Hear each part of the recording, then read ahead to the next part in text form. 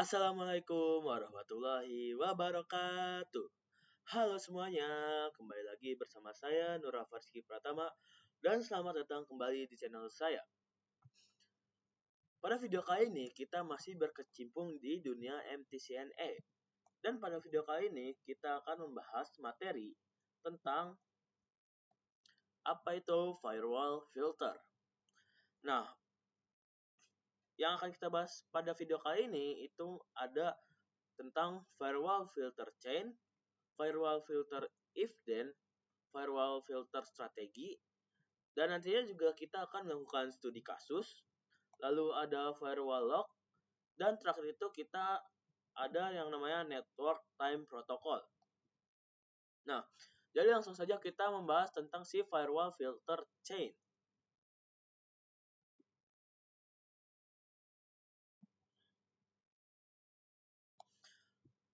Firewall filter chain adalah bagian inti dari pengaturan firewall, terutama di sistem seperti MikroTik Router OS. Chain bisa dianggap sebagai jalur atau alur yang dilewati paket data saat masuk, keluar, atau melewati router. Firewall akan memeriksa paket berdasarkan chain ini, lalu mencocokkannya dengan rule yang ada. Secara umum, ada 3 chain utama, yaitu input, forward, dan yang terakhir itu ada output. Yang pertama itu input. Chain ini menangani paket yang tujuannya ke router itu sendiri. Contoh, akses Winbox atau SSH ke router. Lalu dia juga bisa melakukan ping ke router. Kalau kamu ingin mengamankan router, misalnya hanya IP tertentu yang boleh login, maka rule dibuat di chain input. Yang kedua ada forward. Chain ini menangani paket yang melewati router dari klien ke internet atau antar jaringan. Contoh, ada laptop mengakses ke internet, lalu ada klien A kirim data ke klien B yang berbeda jaringan.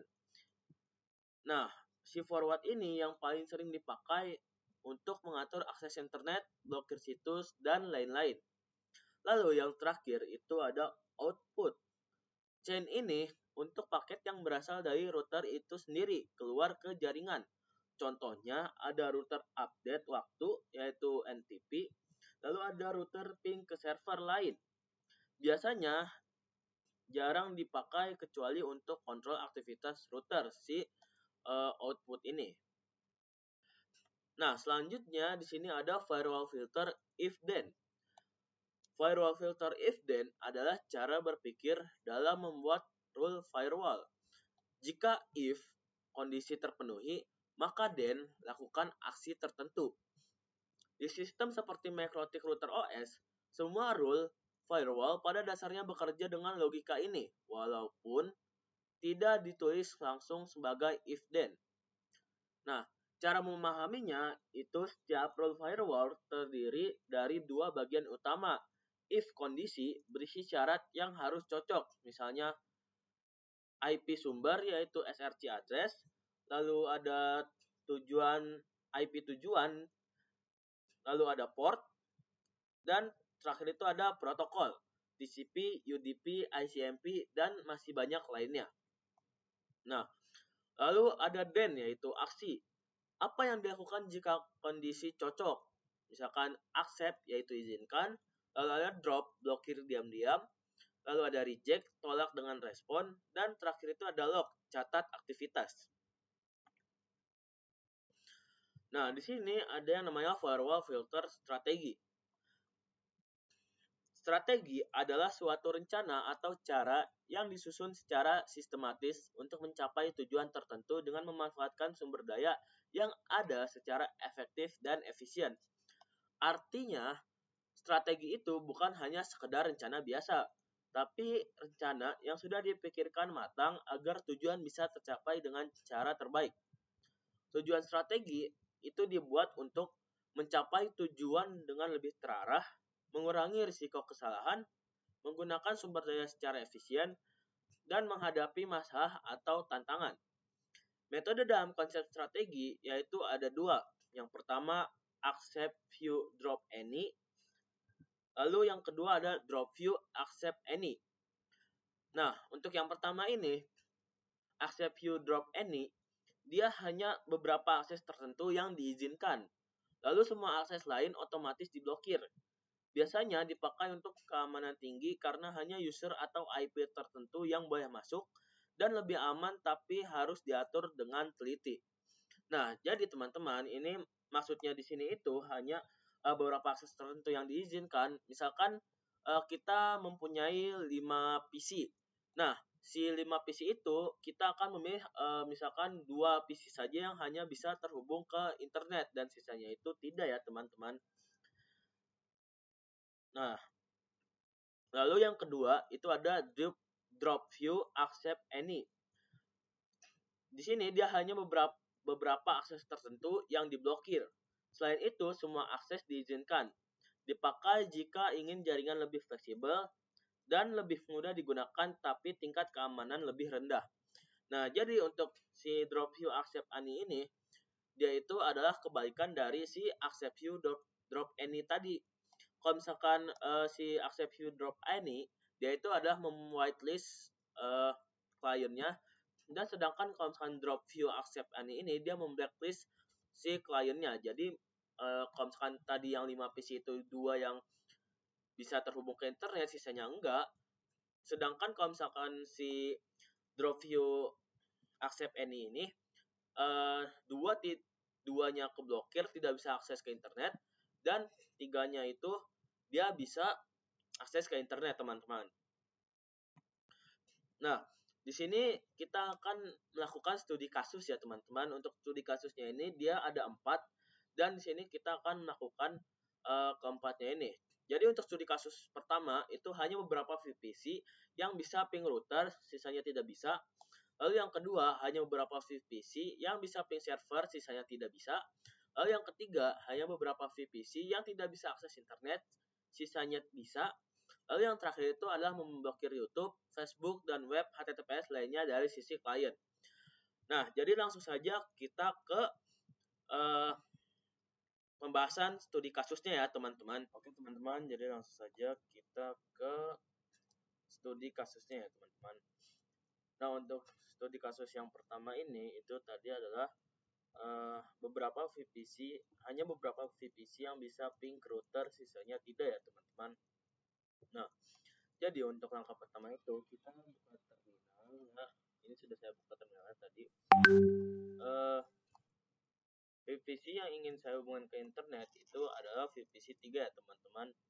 Nah, untuk chain-nya di sini saya akan menggunakan chain input, dan untuk strateginya di sini saya akan menggunakan accept any drop view ya, teman-teman.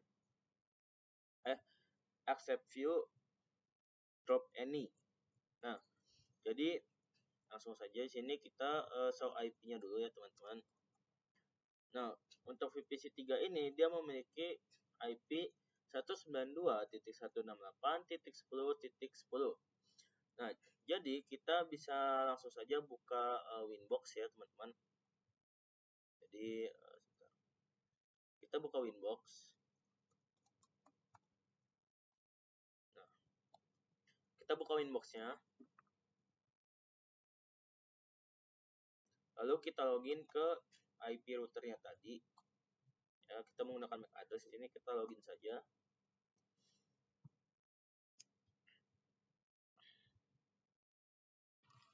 Nah, jika sudah, maka nanti tampilannya seperti ini ya, teman-teman, kosong seperti ini.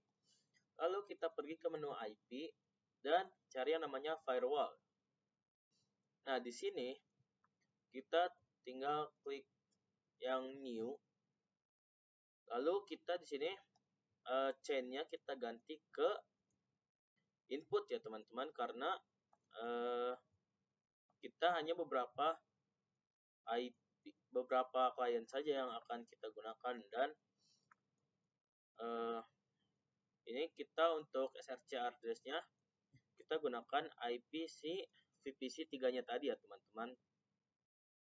Kita bisa lihat tadi di sini IP-nya itu 10.10 ya, teman-teman. Jadi langsung saja kita balik lagi ke inboxnya. Oke. Langsung saja kita ketik 192.168.10.10 ya teman-teman. Nah, untuk si protokolnya di sini kita menggunakan ICMP ya teman-teman. Nah, di sini kita menggunakan ICMP. Nah, selanjutnya di sini kita ke action.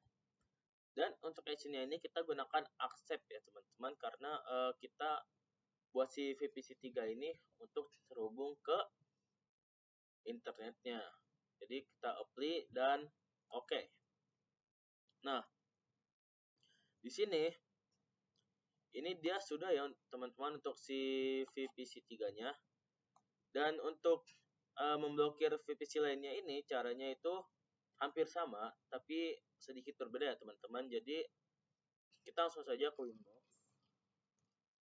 Di sini kita klik new lagi. Lalu kita generalnya, untuk generalnya itu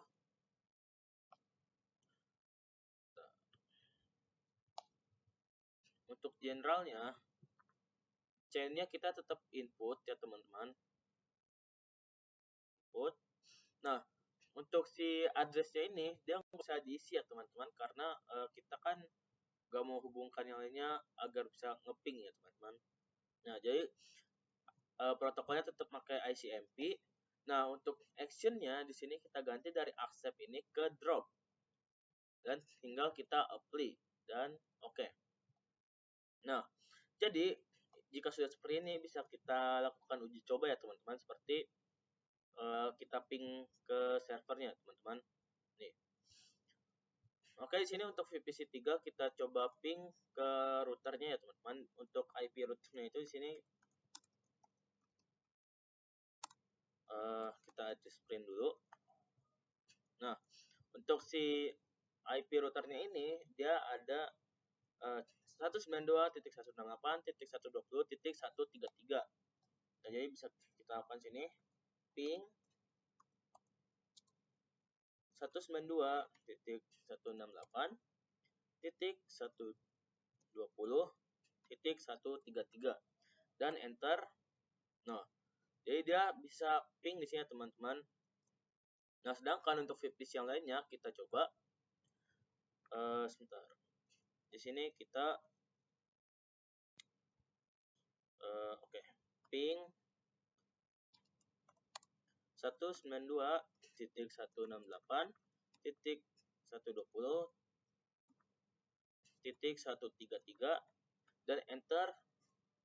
Nah, di sini dia akan hasilnya timeout ya teman-teman. Nah, jadi itu dia perbedaannya. Jadi dia ini tidak bisa terhubung ke si routernya. Jadi di sini juga VPC5 sama saja teman-teman, bisa kita cek juga ping cek 168.120.133. Nah, enter. Nah, bisa kita lihat di sini juga dia sama ya, timeout ya teman-teman hasilnya.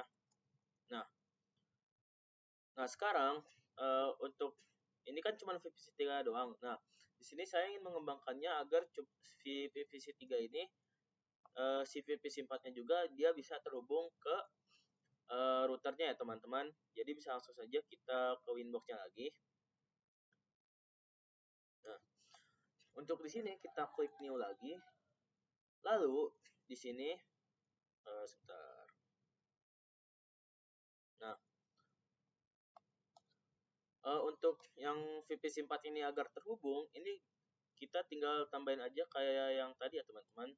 Jadi nih di accept ini kita di sini bisa kita copy.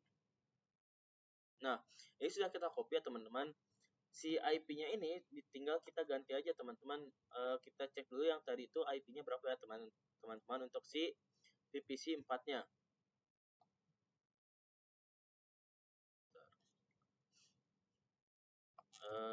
Bisa kita show IP di sini. Show IP. Nah, di sini bisa kita lihat untuk IP-nya ini 10.9 ya teman-teman. Jadi langsung saja kita ganti pada Winbox-nya 10.9. Nah, untuk sisanya ini dia sudah tercopy semua ya teman-teman. Jadi tinggal kita apply aja. Oke, kita apply di sini dan klik OK. Nah, jadi di sini dia sudah tertambahkan ya untuk si IP-nya. Jadi bisa langsung saja kita tes lagi. Untuk si IP VPC 4-nya ini kita lakukan ping lagi. Ping ke routernya ya teman-teman 192.168.120.133. Enter. Dan bisa kita lihat bahwa di sini dia sudah bisa ya teman-teman. Jadi dia tidak timeout lagi seperti di atas tadi. Nah, itu dia teman-teman untuk studi kasus 1 ya. Oke teman-teman, jadi sekarang kita bisa lanjut ke studi kasus 2. Dimana untuk studi kasus 2 ini dia untuk kasusnya dimana hanya beberapa VPC yang bisa ping server, sisanya tidak bisa. Nah, jadi untuk kasus ini di sini saya akan menggunakan chain forward dan juga untuk strateginya di sini saya menggunakan accept view dan drop any teman-teman, seperti studi kasus 1 tadi. Nah, di sini topologinya sudah saya siapkan di mana kita di sini menambahkan server ya teman-teman. Nah, untuk cara menambahkan servernya itu di sini kita bisa klik kanan di pinetnya, lalu kalian tambahkan node, lalu kalian tambahkan saja yang virtual PC ini, lalu namanya bisa kalian ganti ke server, dan untuk iconnya bisa kalian ganti ke server juga teman-teman. Seperti ini, kita search server dan di sana saya menggunakan server yang ini ya teman-teman, server.png. Nah, jadi itu dia untuk cara menambahkannya. Nah, untuk si Ether 3-nya ini jangan lupa ditambahkan IP address ya teman-teman, seperti di Winbox ya teman-teman, tambahkan di Winbox seperti ini. Kalian ke IP lalu address dan kalian tinggal tambahkan saja klik new, lalu masukkan si IP yang ingin kalian tambahkan dan interface-nya bisa kalian ganti ke Ether 3. Nah, jika sudah selesai, kalian juga tambahkan IP di servernya ini teman-teman. Untuk di IP servernya ini saya menggunakan IP statik ya teman-teman. Di sini saya tadi sudah menambahkan IP-nya. Nah, ini untuk IP yang saya tambahkan tadi yaitu 192.168.99.2. Untuk menambahkannya itu kalian bisa ketik aja IP, lalu kalian masukkan nomor IP yang ingin kalian masukkan, misalkan 192.168.99.3. Nah, jangan lupa ditambahkan si CDR atau prefixnya teman-teman, yaitu /24. Dan jangan lupa tambahkan si IP gateway-nya juga. Nah, jika sudah nanti dia akan auto tertambah dan nanti kalian bisa show IP dan ini IP-nya ya. Nah, jadi untuk studi kasus 2 ini langsung saja kita ke kasusnya, itu kita buka VPC-nya dulu ya teman-teman. Oke, kita buka. Nah,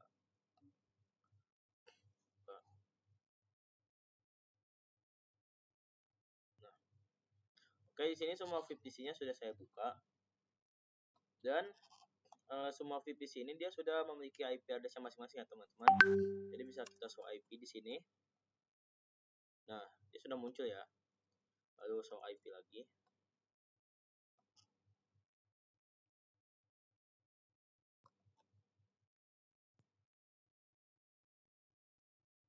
Sebentar.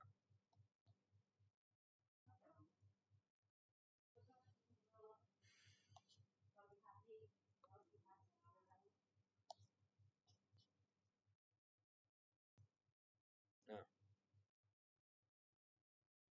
sebentar ya teman-teman, tadi belum menyala sepenuhnya untuk si VPC-nya.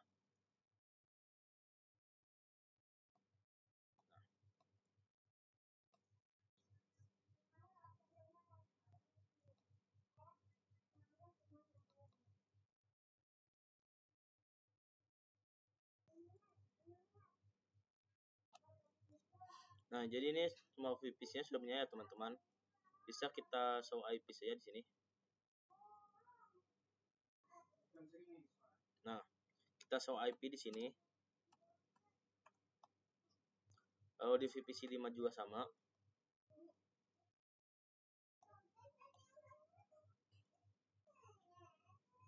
Show IP. Di VPC 6 juga.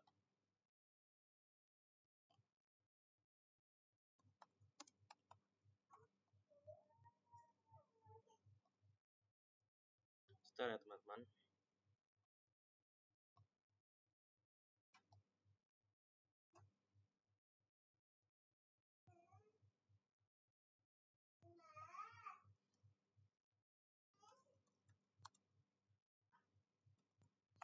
Nah, jadi ini semua VPC-nya sudah menyala teman-teman dan sudah memiliki IP address-nya. Jadi langkah yang harus kita lakukan adalah di sini kita pergi ke Winbox. Ya, kita ke Winbox dan kalian buka firewall rules-nya ya teman-teman. Jadi kita ke IP, lalu klik firewall dan nanti tampilan seperti ini ya teman-teman. Nah, kita klik new. Lalu untuk chain-nya di sini dia sudah forward ya teman-teman.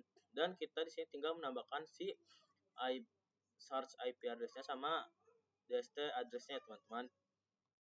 Nah, untuk SRC address-nya ini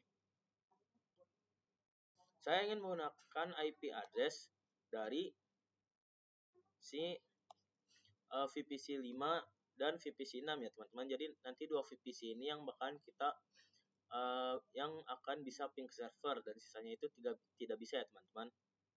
Nah, jadi kan untuk VPC 5 ini dia IP-nya itu 192.168.88.252. Jadi bisa kita langsung masukkan saja ya teman-teman. Oke, di sini 192.168.252.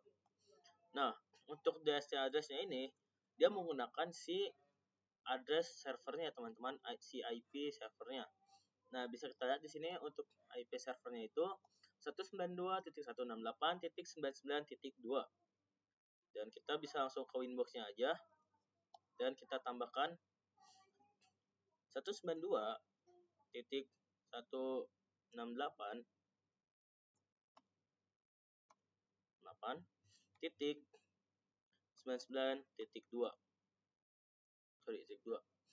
Nah, untuk protokolnya tinggal kalian ganti ke ICMP.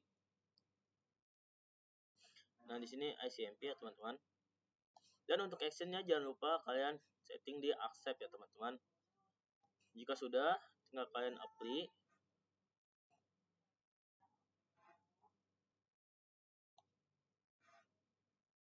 Nah, ini sudah ter-apply ya teman-teman dan oke. Oh, di sini ternyata ke double. Jadi ini bisa kita hapus saja.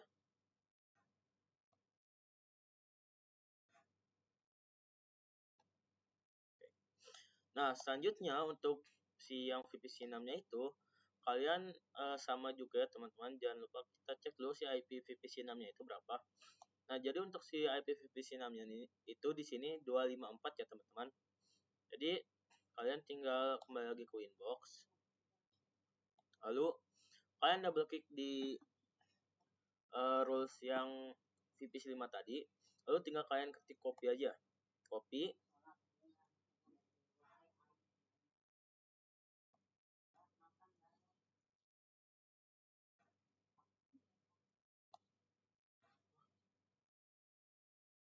Bentar ya teman-teman.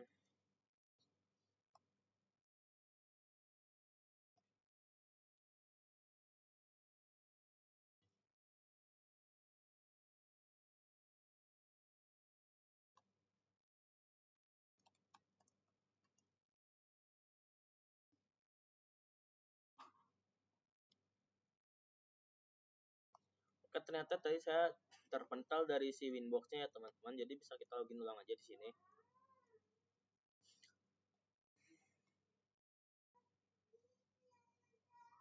Kita tunggu sebentar.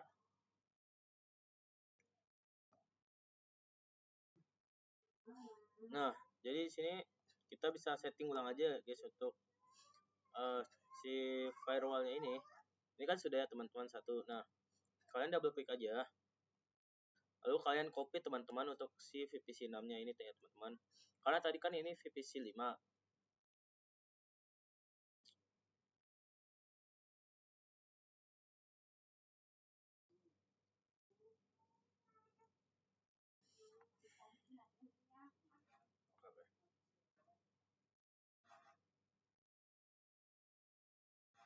Nah, oke.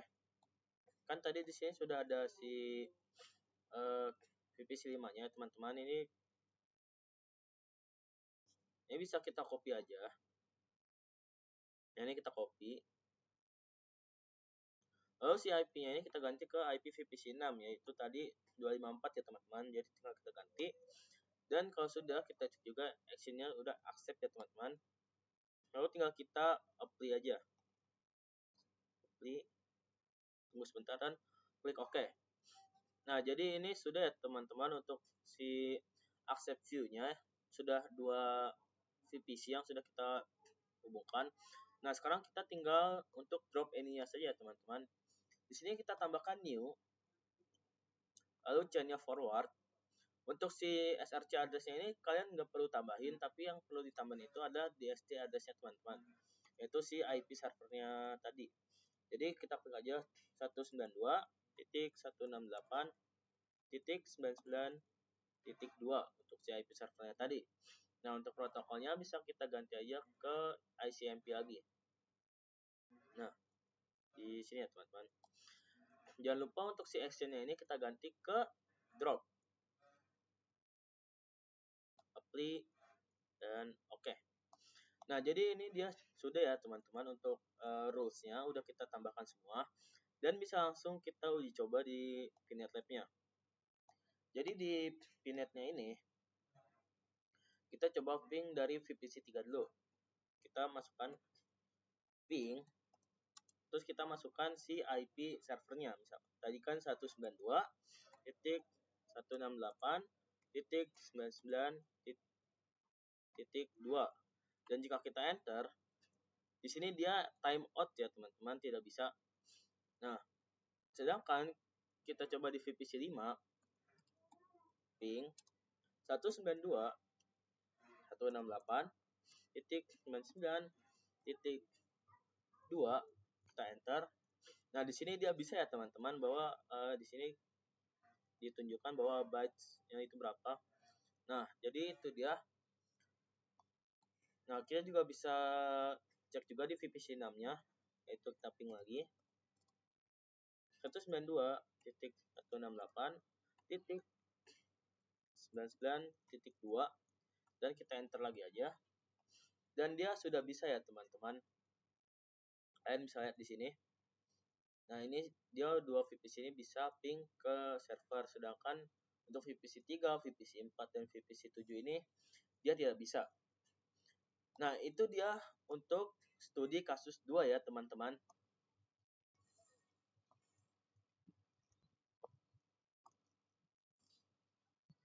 Oke teman-teman, jadi di sini sekarang bisa kita lanjutkan saja ke studi kasus 3, di mana untuk studi kasus 3 ini dia hanya beberapa VPC yang tidak bisa akses internet, sisanya bisa.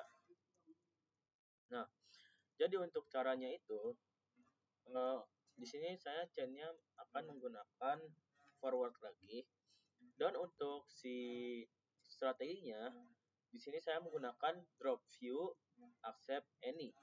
Nah, jadi di sini yang ingin saya aktifkan itu adalah si VPC 4 dan VPC 5 ya teman-teman, yang tidak bisa mengakses ke internet. Jadi langsung saja kita ke Winbox. Nah, di Winbox ini untuk rule sebelumnya sudah saya disable, jadi langsung saja kita tambahkan new. Nah, di generalnya di sini chainnya sudah forward. Lalu jangan lupa tambahkan si SRC address-nya, yaitu untuk si VPC 4 ini dia IP address-nya adalah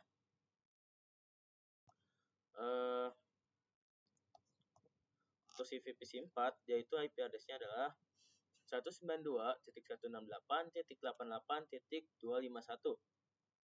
Nah, jadi tinggal kita masukkan saja di sini 192.168.88.251. Nah, jika sudah, di sini protokolnya kita ganti ke ICMP.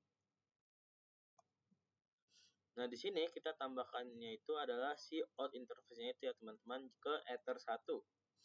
Dan untuk action-nya, jika sebelum-sebelumnya itu kita menggunakan accept, di sini kita akan menggunakan drop. Nah, jika sudah tinggal kalian apply aja ya teman-teman, apply lalu oke.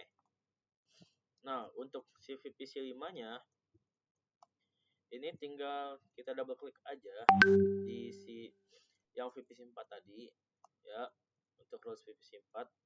Nah, di sini kita tinggal ganti IP-nya aja ke IP VPC 5. Jangan lupa kita copy dulu ya teman-teman. Di sini kita copy. Nah, lalu di sini IP-nya kita ganti ke 252. Untuk action-nya jangan lupa kita drop juga, dan jika sudah kita apply lalu oke. Nah, di sini juga sudah. Nah, ini untuk si drop view-nya sudah selesai, dan tinggal kita tambahkan aja untuk si accept ending-nya teman-teman. Jadi untuk generalnya itu kita forward lalu protokol ICMP. Nah, untuk actionnya jangan lupa accept ya teman-teman. Dan untuk out interface-nya Ether 1, actionnya accept 8. Oke, kita accept dan apply lalu oke.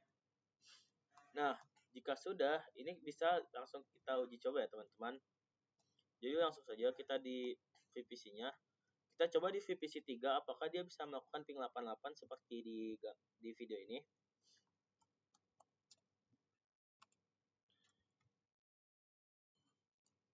Nah, kita enter. Dan di sini dia bisa ya teman-teman. Di sini dia berjalan untuk si pingnya. Dan kita coba di VPC 4 apakah dia bisa ping 8.8.8.8 dan kita enter. Nah, bisa kita lihat bahwa di sini dia tidak bisa melakukan ping ya teman-teman. Dia hasilnya itu time out. Nah, kita juga bisa cek di VPC 5-nya, yaitu ping 8.8.8.8 dan kita enter. Dan dia juga sama tidak bisa ya teman-teman. Nah, jika kalian masih belum yakin, kalian juga bisa cek di VPC 6 atau VPC 7-nya. Lakukan juga hal yang sama, ping 8.8.8.8 enter. Dan di sini dia bisa ya teman-teman.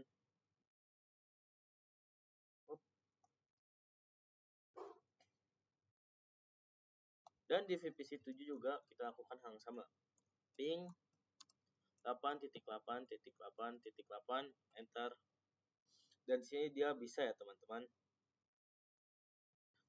Nah, jadi teman-teman itu dia untuk studi kasus 3 ya teman-teman.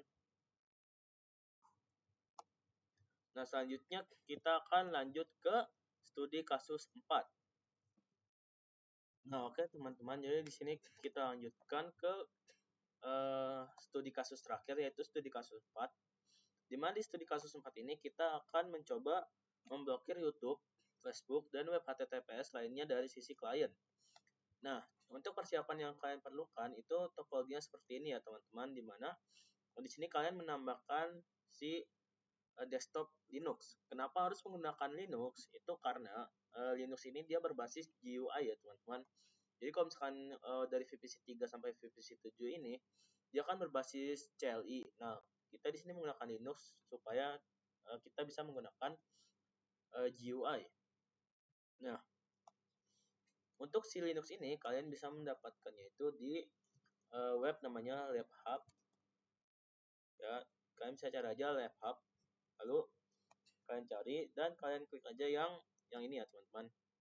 Nah, jadi di LabHub ini kalian bisa mencari add-on, guides, ISO, OVA, dan lain-lain ya teman-teman. Jadi untuk itu kan seperti Cisco, Microtik, dan Linux tadi, kalian juga bisa mencari Linux. Kalian bisa mencarinya itu di laptop ini ya teman-teman. Nah, jadi langsung saja kita kembali ke studi kasus kita tadi. Nah, jadi pertama kita buka Linuxnya dulu. Nah, jadi ini untuk tampilan si Linuxnya ya teman-teman. Ya, ini untuk tampilan si Linuxnya. Nah, sekarang kita akan memblokir si Linux ini agar tidak bisa login YouTube ya teman-teman. Jadi yang akan saya blokir ini YouTube. Dan untuk chain dan strateginya itu saya akan menggunakan chain forward. Dan untuk strateginya itu saya akan menggunakan drop any ya teman-teman. Jadi semuanya ini dia terblokir ya teman-teman. Jadi langsung saja kita ke Winbox-nya di sini. Untuk rules-rules sebelumnya sudah saya disable ya teman-teman, yaitu dia ada, cuman si rules ini dia tidak aktif ya teman-teman. Jadi langsung saja kita new. Nah, sudah new, kita ke general. Lalu untuk src address atau di st address-nya ini bisa kita kosongkan karena kita tidak memerlukan kedua ini ya teman-teman. Karena jika kita menambahkan address src address atau dst address, nah itu ada yang dituju ya teman-teman. Jadi nanti ada VPC atau klien yang bisa lewati blokirannya tersebut. Jadi misalkan cuman ada satu klien yang bisa terhubung, atau mungkin satu klien itu justru yang tidak bisa terhubung. Nah, jadi ini bisa kosongkan saja. Lalu kita ke protokol, dan di sini protokolnya itu kita akan menggunakan TCP ya teman-teman. Jadi untuk protokolnya sih kita menggunakan TCP. Sebentar.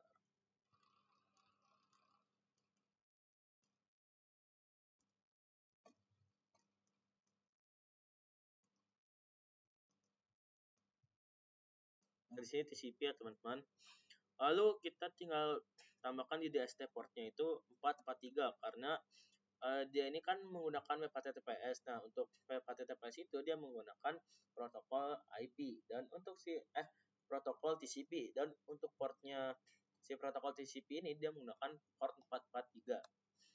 Nah, jadi ini saja untuk yang di rules generalnya. Lalu kalian pergi ke advance dan kalian cari yang namanya TLS host, di mana kalian tambahkan aja. Lalu jika sudah seperti ini, kalian tinggal ketik aja bintang, lalu web yang ingin kalian blokir. Misalkan saya kan YouTube, jadi youtube.com, lalu akhiri dengan bintang lagi. Nah, untuk actionnya ini tinggal kalian ganti ke drop. Nah, lalu jika sudah tinggal kalian apply dan oke.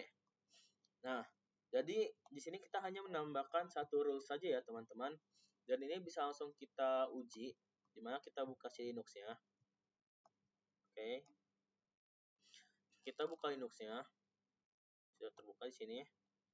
Lalu kita pergi ke Windows Linux ya. Di sini kita klik sebentar.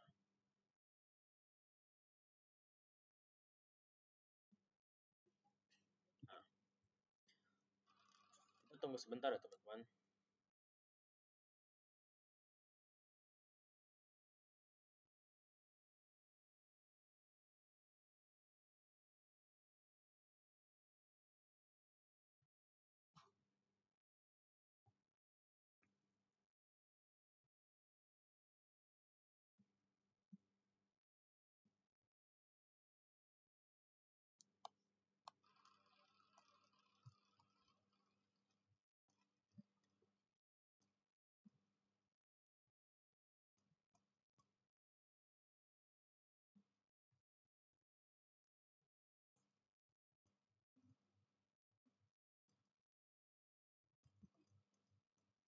Nah, teman-teman.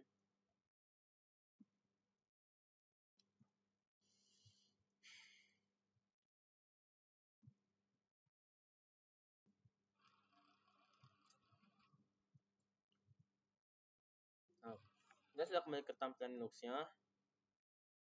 Lalu di sini kita bisa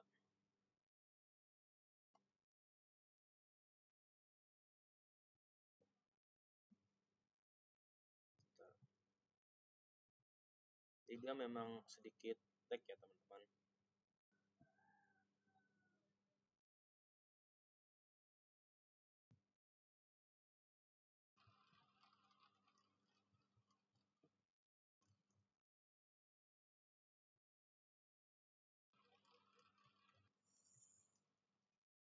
Nah, oke teman-teman, jadi ini adalah untuk tampilan si Linux-nya ya teman-teman.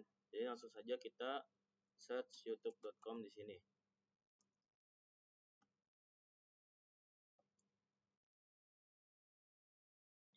.com. Nah, jika sudah langsung saja kita enter.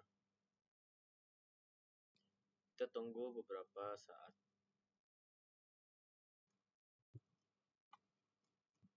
Nah, jadi ini untuk tampilan si websitenya teman-teman. Jadi kita bisa lihat di sini bahwa si websitenya ini dia tidak bisa terbuka ya teman-teman. Jadi dia terblokir. Nah, ini tadi kebetulan saya skip karena tadi ada sedikit error karena si Linux ini memang sangat-sangat delay ya teman-teman. Jadi saya langsung skip aja ke tampilan website ke website Google-nya tadi. Ya udah. Lalu saya search youtube.com dan ini dia hasilnya teman-teman. Di sini kita bisa lihat bahwa dia sudah terblokir. Nah, jadi itu dia untuk studi kasus 4 dan sekaligus studi kasus terakhir. Nah, untuk selanjutnya kita akan kembali lagi ke pembahasan di mana di sini kita sekarang akan membahas yaitu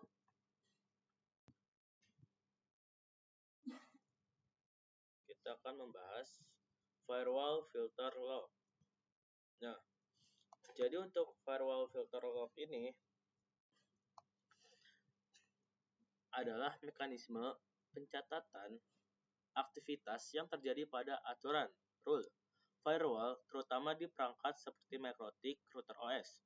Log ini membantu administrator melihat paket apa saja yang masuk, ditolak, atau diteruskan oleh firewall secara sederhana. Firewall filter log bekerja seperti catatan keamanan. Setiap kali ada trafik jaringan yang melewati rule tertentu, misalnya di chain input, forward, ataupun output, firewall bisa diperintahkan untuk mencatat kejadian tersebut ke dalam log. Nah, jadi untuk cara kerjanya itu saat sebuah paket data melewati firewall, sistem akan mencocokkannya dengan rule yang ada. Jika pada rule tersebut fitur log diaktifkan, maka informasi paket akan direkam. Informasi ini biasanya meliputi alamat IP, sumber, dan tujuan, port, protokol, serta aksi yang dilakukan, seperti accept, drop, ataupun reject, dan masih banyak lainnya. Nah, fungsi utama firewall filter log itu adalah untuk memantau aktivitas jaringan, siapa yang mengakses apa, lalu mendeteksi serangan atau aktivitas mencurigakan, lalu membantu troubleshooting jaringan, lalu ada menjadi bahan analisis keamanan. Contoh sederhana di MikroTik itu jika kamu membuat rule untuk memblokir akses tertentu dan mengaktifkan log, maka setiap ada perangkat yang mencoba akses tersebut akan tercatat di log tersebut. Misalnya ada IP yang mencoba masuk ke router, lalu ada firewall menolak yaitu drop, lalu log akan menyimpan kejadian itu. Nah, hal yang perlu diperhatikan itu jangan mengaktifkan log di semua rule secara berlebihan, karena bisa membuat sistem penuh dan memperlambat kinerja. Biasanya log hanya diaktifkan untuk rule penting, seperti blokir akses ilegal, deteksi port scanning, trafik mencurigakan, dan juga itu seperti memblokir YouTube yang kita lakukan tadi. Nah, kesimpulannya, firewall filter log adalah alat penting untuk melihat apa yang sebenarnya terjadi di balik sistem keamanan jaringan. Bukan hanya memblokir, tapi juga mencatat dan menganalisis. Nah, jadi bisa kita lihat saja langsung di sini. Kita ke Winbox. ya. Lalu di sini kan ada rules, kita buka saja rules yang tadi. Ini untuk yang drop YouTube tadi. Di sini kita tinggal log aja dan lognya kita centang dan juga sudah kita apply dan oke. Lalu bisa kita lihat di menu log sini. Sebentar.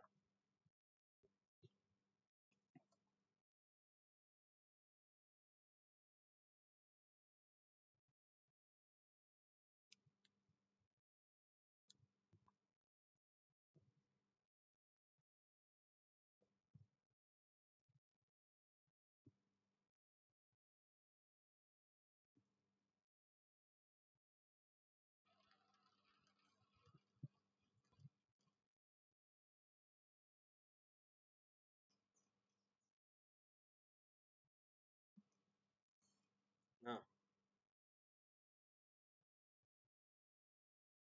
oke, sepertinya kita harus login ulang dulu pada Winbox-nya.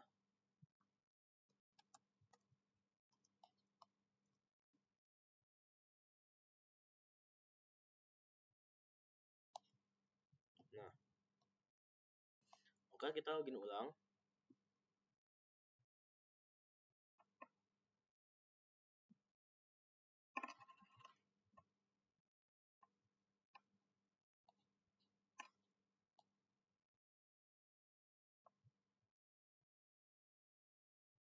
Nah, oke. Jadi di sini kita buka lagi si rules yang tadi dan sini kita lognya udah nyala ya, teman-teman. Oke. Nah, di sini kita ke menu yang namanya log di bawah sini ya, teman-teman, di pojok sini.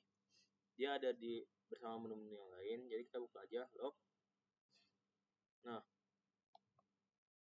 jadi sini bisa kita tes ya, teman-teman.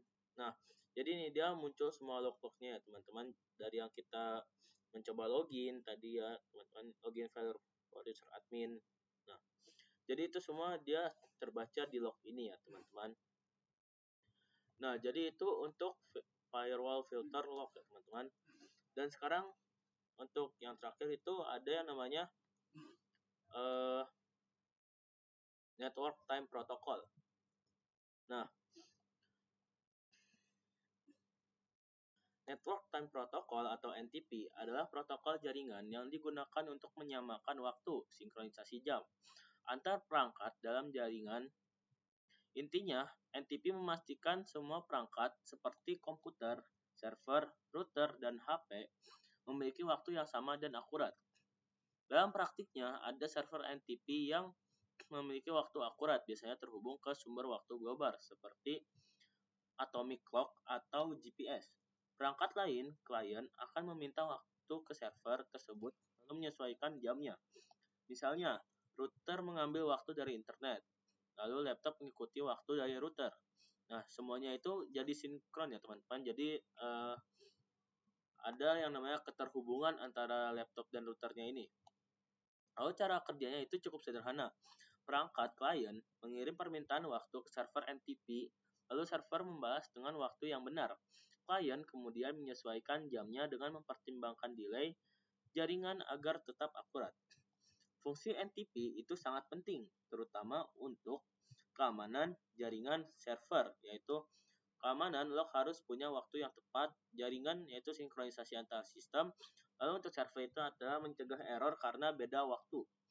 Contoh nyatanya, kalau waktu di router salah, maka log firewall jadi kacau, sertifikat HTTPS bisa error, dan yang terakhir itu sistem autentikasi bisa gagal. Nah, teman-teman, mungkin sekian saja yang dapat saya sampaikan pada video kali ini. Mohon maaf bila ada beberapa banyaknya kesalahan. Wabillahi taufiq wal hidayah. Wassalamualaikum warahmatullahi wabarakatuh.